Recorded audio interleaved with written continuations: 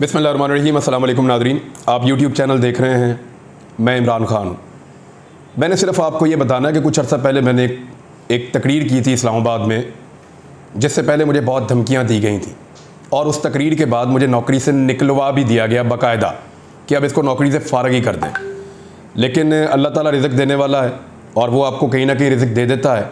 अल्लाह का बहुत शुक्र है और वही पालने वाला है, वही इज़्ज़त की हिफाजत भी करता है और ज़िंदगी की भी करता है। ये जो तकरीर मैंने की थी ना इस्लामाबाद में, इससे मैंने अपने कुछ दोस्तों को समझाने की कोशिश की थी। एक बात इस्टेब्लिशमेंट के दोस्तों को, उनको बताने की कोशिश की थी कि तुमने हमारे ऊपर जो जुल्म किया है ना, तुम्हें दिन में तारे दिखाएंगे ये लोग। मैंने क्या कहा था पहले आप ज़रा ये तकरीर आप सुन लें, इसका एक हिस्सा है। आपने हमारे साथ क्या नहीं किया, पर्चे किए, सड़कों पे मारा, थानों में मारा, हमें बंद रखा, हमें घसीटते रहे, जगाते रहे, बेल्टों से मारते रहे। कभी कोई एक टेलीफोन आया आपको पूरी दुनिया से? इस शहर में कितनी एम्बेसीज हैं, किसी एक ने आपको कहा हो कि क्यों मार रहे हो? किसी एक ने मुजम्मत की हो? कभी कोई बैनुल अक़वामी इदारा बोला हमारे लिए? नहीं बोला, नहीं बोलेगा, क्योंकि हम उनका एसेट नहीं हैं। ना वो लोग तुम्हारे लिए कभी बोले, ना वो लोग हमारे लिए कभी बोलेंगे। मैं फिर बता रहा हूं, हम उनका एसेट नहीं हैं, हम इस मट्टी का एसेट हैं। लगाओ उनके किसी आदमी को हाथ, ऐसे उंगली लगाओगे अलार्म बजेंगे, उंगली लगाओगे चीखों की आवाजें आएंगी, उंगली लगाओगे बैनुल अक़वामी इदारे और बैनुल अक़वामी सतह के ऊपर आवाजें उठेंगी, क्योंकि वो उनके एसेट हैं, वो उनका असासा है, वो उनसे काम लेते हैं। आज वो आपकी आंखों का तारा बन रहे हैं ना। आपको दिन में तारे ना इन्होंने दिखाए तो मुझे कहिएगा, यही लोग आपको दिन में तारे दिखाएंगे, फिर आपको हम याद आएंगे। और याद रखना, ऐसे ही डट के खड़े होंगे जैसे आज खड़े हैं, आपके सामने भी चट्टान की तरह। तो नादरीन, आपने सुना जिनके बारे में कह रहा था ना कि वो दिन में तारे दिखाएंगे, उन्होंने आज दिन में तारे दिखाए हैं। कल आसमा जहांगीर साहिबा के हवाले से जो एक कॉन्फ्रेंस हुई लाहौर में, उसमें मुझे भी दावत दी गई थी और मुझे वहाँ पे ख़िताब करना था। और मैंने अपने साथियों से कहा कि मैं वहाँ ख़िताब करने के लिए अकेला नहीं जाऊँगा, मेरे साथ बहुत सारे लोगों को जाना होगा, क्योंकि बहुत सारे लोगों ने मेरे से रब्ता किया कि आप अकेले वहाँ ना जाएँ, सिचुएशन बहुत अजीब हो जाएगी। और मेरे जो टीम मेंबर हैं उन्होंने ही मना कर दिया और उन्होंने कहा जी कि आप यहाँ पे जाकर बात ना करें, क्योंकि उनके नुक्ता नज़र आपसे बिल्कुल मुख्तलिफ हैं, तो वहाँ पे कुछ इस तरह की सिचुएशन पैदा हो जाएगी जो नहीं होनी चाहिए, आपसे बर्दाश्त होगा नहीं और झगड़ा हो जाएगा। तो मैं वहाँ पे नहीं गया। मेरी टीम ने इसको, मुझे दावतनामा आया था, उन्होंने ही बताया था, बाद में उन्होंने मुझे मना कर दिया और मैं वहाँ पर नहीं गया। लेकिन जो तारे दिखाने वाली बात थी, जो मैंने 2 माह पहले कही थी, वो इतनी जल्दी सच साबित हो जाएगी मैं खुद भी नहीं सोच सकता था। वो तमाम लोग जो आंखों के तारे बने हुए थे, और मैं किसको मुखातिब कर रहा था? मैं एक्चुअली जब ये बात कर रहा था तो मैं अपने एस्टेब्लिशमेंट के लोगों से बात कर रहा था। मैं बात कर रहा था अफवाज पाकिस्तान के उन लोगों से या इदारे के उस हिस्से से जिन्होंने मुझे गिरफ़्तार करवाया, मुझे मार पड़वाई। और मैं ये क्लियरली आपको कह रहा हूँ, पुलिस का इसमें क्या लेना देना था? ये 2 एरिया से इंपोर्टेड हुकूमत के लोग मुझे मारना चाहते थे, गिरफ़्तार करना चाहते थे, पर्चे देना चाहते थे, वो अपना काम कर रहे थे। लेकिन हर पुलिस स्टेशन के अंदर मुझे न्यूट्रल्स मिलते थे और वो बाकायदा पुलिस स्टेशन के अंदर मेरे ऊपर ड्यूटी पे मौजूद रहते थे और बाद औक़ात मुझे इशारा करके भी बताते थे कि हमारी मजबूरी है, हम वहाँ पे ड्यूटी कर रहे हैं। बहरहाल जब मेरे ऊपर जितना जो सारा कुछ मेरे साथ गुजरा है वो मैं जानता हूँ किसने किया है और मुझे धमकाया किसने है, अब मेरे खिलाफ़ सारी एक्टिविटीज़ किसने की हैं, एक एक चीज़ मुझे पता है। तो मैं उन्हों से ही शिकवा कर रहा था कि ये आपका एसेट नहीं है, ये लोग उनके आदमी को उंगली लगाओगे तो तुम्हें दिन में तारे दिखाएंगे। अब उन्होंने दिन में तारे दिखाना शुरू किए हैं। पाकिस्तान का दिल लाहौर है और लाहौर के अंदर जिस तरह की नारेबाजी हुई पाक फौज के खिलाफ, मेरे ख्याल में मुझे एक तरफ तो दुख है कि मैं वहाँ मौजूद नहीं था। अगर मैं वहाँ मौजूद होता तो झगड़ा होता और लड़ाई होती और फिज़िकली लड़ाई होती इस बारे में, अगर मैं वहाँ मौजूद होता तो। दूसरी तरफ अच्छी बात यह है कि मैं वहाँ मौजूद नहीं था और मैं इसका हिस्सा नहीं बना और डेलिबरेटली हम इसका हिस्सा नहीं बने। लेकिन इन लोगों ने किया क्या वहाँ पे, ज़रा इसके कुछ हिस्से हैं, मैं आपके साथ शेयर कर देता हूँ। वज़ीर ख़ारजा हैं पाकिस्तान के, और इनका नाम है बिलावल जरदारी। बिलावल जरदारी साहब के बेटे आसमा जहांगीर साहिबा से इनकी बड़ी ताल्लुकात रहे हैं माजी में। तो बिलावल जरदारी ने कहा कि मैं वज़ीर ख़ारजा बनकर अगर आसमा जहांगीर साहिबा से आज मिल रहा होता तो वो मुझसे कहती कि तुम डेंजरस डफर्स के साथ डील करके वज़ीर ख़ारजा तो नहीं बने। अब ये डेंजरस डफर्स कौन हैं? ये वही लोग हैं। डेंजरस डफर जो है वो आसमा जहांगीर साहिबा जिनको कहती थी, वो आपको पता है, वो बाकायदा पाकिस्तान के जर्नैलों के नाम लेकर और मुखातिब करके ये बात कहा करती थी। तो बिलावल भुट्टो जरदारी ने एस्टेब्लिशमेंट या पाक फौज की सीनियर क़यादत की तरफ इशारा करते हुए ये कहा कि तुम डेंजरस डफर्स के साथ डील करके वज़ीर ख़ारजा तो नहीं बने। तो बिलावल ने कहा कि मैं उनको कहता कि मैं नहीं बना। लेकिन बिलावल, डील तो आपने की है, और डील आपने वहीं की है जहां आसमा जहांगीर साहिबा के बकौल उनको बिल्कुल पसंद नहीं आती, या आपके बकौल उनको बिल्कुल पसंद नहीं आती। हाँ, बिलावल ये कह सकते हैं कि डिक्की में मैं नहीं बैठ कर गया और ना ही मैंने बूट पॉलिश की है, मेरी जगह पे डील किसी और ने किया है, मैं तो सिर्फ वज़ीर ख़ारजा बन गया हूँ। यहाँ पे और बहुत सारे लोगों ने बहुत सारी बातें की हैं। मिसाल के तौर पर वफाकी वज़ीर कानून वहाँ मौजूद थे कॉन्फ्रेंस में, वहाँ फ़ौज के ख़िलाफ़ नारेबाजी की गई। ये नारेबाजी अगर किसी गैरतमंद पाकिस्तानी के सामने हो रही होती तो शायद वो इसके ऊपर रिस्पॉन्ड करता और वहाँ पे झगड़ा हो जाता। लेकिन हमारी हुकूमत के लोग वहाँ पे बैठे हुए थे और फ़ौज के ख़िलाफ़ शदीद नारेबाजी की गई कि ये जो दहशत गर्दी है इसके पीछे वर्दी है। ये नारा बार बार लगाया गया।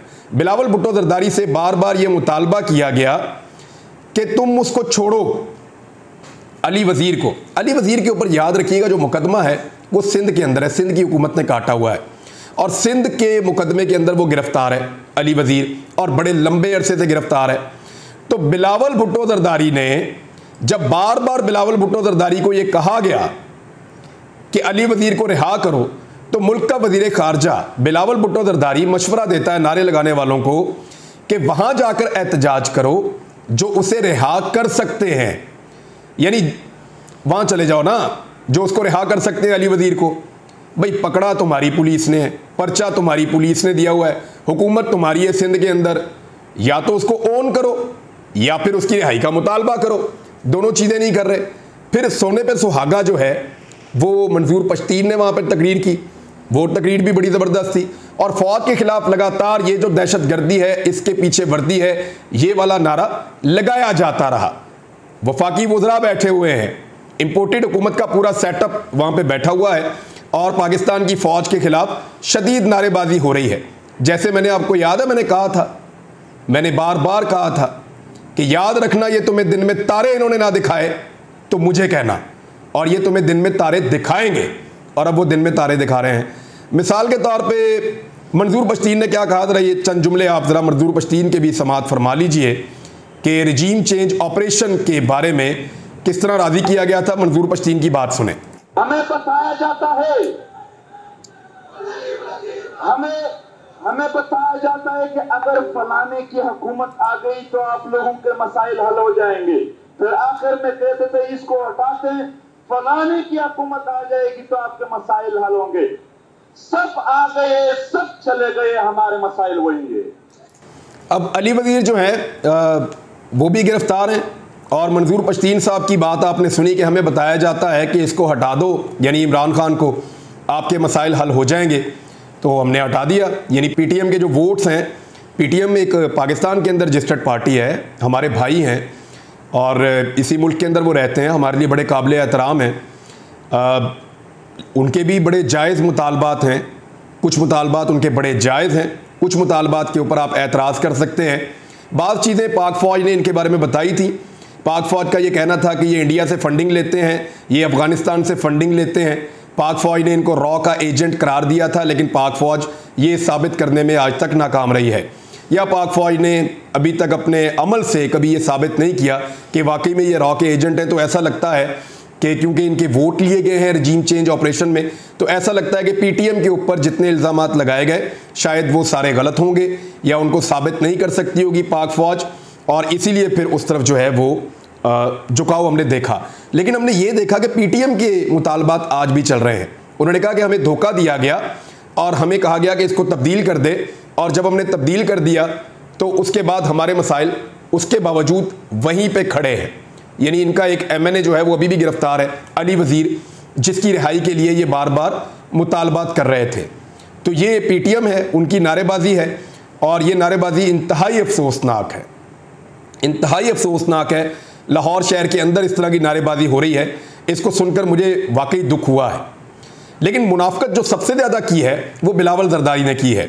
यानी बिलावल की लाहौर में होने वाली अगर आप तकरीर देखें, इंसानी हकूक़ की बातें कर रहा है बिलावल, आज़ादी इज़हार राय की बातें कर रहा है, और बातें कर रहा है आसमा जहांगीर की जो है वो एक कॉन्फ्रेंस के अंदर। और आज़ादी इज़हार राय का हाल ये कर दिया है कि कराची के अंदर एक सहाफ़ी को दिन दहाड़े मार दिया जाता है, और उस एमएनए को और एमपीए को दोनों को प्रोटेक्ट कौन करता है? बिलावल जरदारी और आसिफ जरदारी। बाहर से उसको लेकर कौन आता है? बिलावल जरदारी और आसिफ जरदारी। उसका भाई जो एमपीए है उसको जेल से निकालकर अस्पताल में कौन छुपाता है? सिंध की हुकूमत। तो ये तो मुनाफकत है। सिंध में कई सहाफ़ियों का कत्ल किया गया, कई सहाफ़ियों को मारा गया। जो मेरे ऊपर मुकदमा सबसे पहले काटे गए वो सिंध के अंदर काटे गए, कई सहाफ़ियों के ऊपर सिंध में मुकदमा दर्ज किए गए। बिलावल ने आज तक कुछ नहीं किया। वो यहाँ पे, ये तो मुनाफकत नहीं है तो और क्या है कि वही शख्स जिसने हम सबके ऊपर मुकदमा कटवाए, वो शख्स अब वहाँ बैठ के आज़ादी इज़हार राय की बात कर रहा है। हम लोगों की गिरफ्तारियों के ऊपर इसके मुंह से एक लफ्ज़ नहीं निकला, तशद्दुद के ऊपर इसके मुंह से एक लफ्ज़ नहीं निकला। सेनेटर जो है उसको नंगा किया गया, 74 साल उसकी उम्र है, उसके ऊपर इसके मुंह से एक लफ्ज़ नहीं निकला। और यहाँ पे भाषण देने के लिए आ गए हैं आज़ादी इज़हार राय के ऊपर और मीडिया की आज़ादी के ऊपर। तो इससे बड़ी मुनाफकत और कोई हो नहीं सकती। शहबाज गिल ने एक स्टेटमेंट दिया इसके ऊपर। उसने कहा कि लाहौर में आज जो कुछ हो रहा है इस पर शदीद तकलीफ़ हो रही है, लेकिन इस बार चुप ही रहेंगे। वैसे मैं ज़ाती तौर पे, मुझे भी बड़े शिकवे हो सकते हैं इन इदारों से जिन्होंने मुझे ना सिर्फ गिरफ्तार करवाया, मेरे पे टॉर्चर किया, मेरी ज़िंदगी को अजाब बना दिया, मेरे फैमिली को हरासा किया, मेरे वालिद को, मेरी वालदा को, मेरे बच्चों को, सबको हरासा किया, मेरे भाइयों की ज़िंदगी को अजाब बना दिया, हमारा फैमिली का बिजनेस तक तबाह कर दिया, हमारे अकाउंट्स तक सील करवा दिए। ये जितना जुल्म कर सकते थे उस लेवल तक जाकर मैंने तो कभी आज तक बताया ही नहीं कि क्या कुछ किया। लेकिन जिस तरह की धमकियां दी, जिस तरह की गालियां दी, जो कुछ किया, जिस तरह टॉर्चर किया, ज़हनी तौर पे बेशुमार टॉर्चर किया। अभी चंद दिन पहले मेरे घर के पीछे बैक साइड पे इन्होंने तमाशा लगाया, लेकिन उसके बावजूद मेरा यह मानना है कि ये दहशतगर्द नहीं है। जब आप वर्दी के ऊपर इल्ज़ाम लगाते हैं, यानी मुझे पीटीएम के बहुत सारे नुक्तों के ऊपर इत्तफाक है कि उनके सीरियस मसाइल हैं जो हल होने चाहिए, बलूचिस्तान के लोगों के सीरियस मसाइल हैं जो हल होने चाहिए, लेकिन ये जो दहशतगर्दी है, इसके पीछे वर्दी है, ये बात गलत है। मैं और मेरी फैमिली भी दहशतज़दा हुई है, लेकिन हम इस नारे की हमायत नहीं कर सकते। हम कैसे इस नारे की हमायत करेंगे? ये वर्दी रोज़ाना खून भी तो दे रही है, ये वर्दी रोज़ाना कुर्बानियाँ भी तो दे रही है, ये रोज़ाना अपनी मैयतें उठाकर भी तो वापस आ रहे हैं। कल रात को एक और फौजी शहीद हुआ है अफगानिस्तान में बॉर्डर पार होने वाली फायरिंग के बाद। बहुत अफसोसनाक बात है। लेकिन बहुत सारे ऐसे वॉलंटियर्स, बहुत सारे ऐसे लोग जो मुफ्त में 5th जनरेशन वॉर को लड़ते थे, वो लोग जो इसको जहाद समझकर सामने आते थे, वो कीबोर्ड वॉरियर्स जो सामने आकर डट जाते थे और इस तरह की हर कॉन्फ्रेंस के बाद मुंह तोड़ जवाब देते थे, वो सारे कहाँ गए? किसी को नंगा किया हुआ है, किसी को जूते मारे हुए हैं, किसी को बेल्टें मारी हुई हैं, किसी को जलील किया हुआ है, किसी को घर से उठाया हुआ है, किसी को थ्रेट किया हुआ है, किसी को जो आंसू गैस फेंकी हुई है, किसी के घर में दीवार फलांग के आए हुए हैं। जब इतना सारा जुल्म आप लोगों के साथ करेंगे तो वो फिर आपके लिए क्यों लड़ेंगे? ये सवाल आपको सोचना चाहिए। मैं पहले दिन से ये कह रहा हूं कि इस सारे का नुकसान पाकिस्तान को और पाकिस्तान की एस्टेब्लिशमेंट को ये होगा कि जो लोग उनसे आंखें बंद करके प्यार करते थे या उनके सामने एक दीवार बन के खड़े हो जाते थे, वो लोग क्या अब दीवार बनकर खड़े हुए हैं? इस मरतबा तो मुझे ऐसा दिखाई नहीं दिया। इस मरतबा तो बल्कि लोग ताने देते हुए नजर आए कि उतारो इनके कपड़े, इनको भी गिरफ्तार करो, इन सहाफियों को या इन वजीरों को या इन लोगों को क्यों नहीं पकड़ते? सवाल पूछ रहे हैं लोग। वो इसलिए पूछ रहे हैं कि आपने जो किया है, जो बोया है, उसको काटना पड़ता है। नफरत की जो आग लगाई है उसके अंदर खुद भी जलना पड़ता है। अब करो ना गिरफ्तार इन सारों को। क्यों नहीं पकड़ते इन सारों को? उतारो इनके भी कपड़े, करो इनके ऊपर टॉर्चर, लग पता जाएगा आपको। मैंने कहा था ना, ये उनका एसेट हैं। मेरी बात याद है ना, मैंने शुरू में सुनवाई इस व्लॉग के।